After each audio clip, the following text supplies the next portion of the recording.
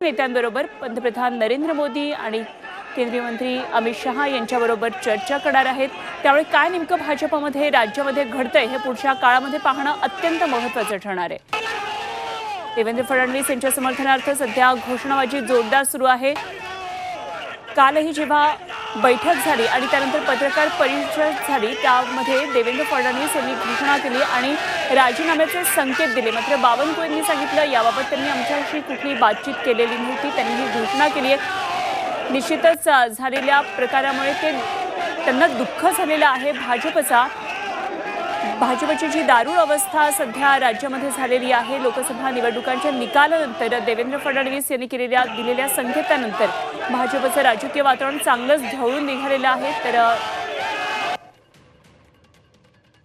देवेंद्र फडणवीस यांच्या चेहऱ्यावर सध्या गंभीर भाव दिसतात। अभिवादन करताना देवेंद्र फडणवीस दिल्लीला जाणार असल्याची एक शक्यता आहे, त्यामुळे ते निश्चित दिल्लीमध्ये जात आहेत का आणि केंद्रातल्या मंत्र्यांबरोबर केंद्रीय नेतृत्वाबरोबर बोलतात का हे पाहणं अत्यंत महत्त्वाचं ठरणार आहे। या क्षणाची सगळ्यात महत्त्वाची दृश्य सध्या आपण पाहतोय राज्याच्या राजकारणातून देवेंद्र फडणवीस यांना समर्थन देण्यासाठी सध्या मोठ्या संख्येने कार्यकर्ते जमले। जय श्रीरामची घोषणाबाजी सुरू आहे। नागपूरमधली ही आपण दृश्य पाहतोय। देवेंद्र जी, तुम आगे बढ़ो हम तुम्हारे साथ हैं अशा प्रकारच्या घोषणा समर्थकांकडून सुरू आहेत। मात्र देवेंद्र फडणवीस यांची पुढची भूमिका नेमकी काय असणार आहे हे येणारा काळ ठरवणार आहे। त्यामुळे 2 दिवसातल्या या घडामोडी अत्यंत महत्त्वाच्या ठरणार आहेत। देवेंद्र फडणवीस आता नागपूरमधून निघालेले आहेत। आमचे प्रतिनिधी अमर काणे सध्या आपल्याबरोबर आहेत, थेट नागपूरमधून जोडले गेलेत। अमर, देवेंद्र फडणवीस आता नागपूरमधून निघालेले आहेत, काय नेमकी त्यांची भूमिका असणार आहे? एकंदरीतच नागपूरमध्ये भाजपच्या गोटातलं वातावरण देवेंद्र फडणवीस यांच्या घोषणेनंतर काय होतं?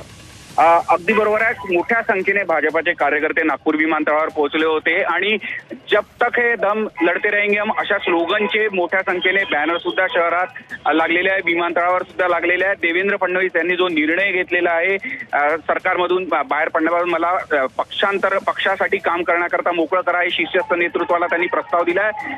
कार्यकर्त्यांचं असं म्हणणं आहे की देवेंद्र फडणवीस यांच्या नेतृत्वातच आम्हाला विधानसभा निवडणूक लढायची आहे आणि ते आपल्या भूमिकेवर ठाम आहे। त्याच समर्थनार्थच इथे सगळे भाजपचे कार्यकर्ते मोठ्या संख्येने पोहोचले आहेत। त्यांच्या समर्थनार्थ मोठी घोषणाबाजी सुद्धा करण्यात येत आहे। देवेंद्र फडणवीस यांच्याशी माध्यमांनी सुद्धा संपर्क साधण्याचा प्रयत्न केला, बोलण्यासाठी विचारण्यात आलं, पण त्यांनी हात जोडून निघून गेले। अजूनही ते आपल्या भूमिकेवर ठाम असल्याचं सध्या चित्र आहे। मात्र कार्यकर्त्यांची त्यांना मनधरणी करण्याचा एक प्रयत्न कार्यकर्त्यांकडून करण्यात येतो आहे।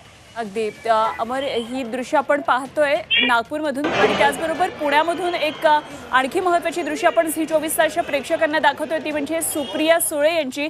पुण्यामध्ये सुप्रिया सुळे यांचं जल्लोषात स्वागत करण्यात आलेलं आहे।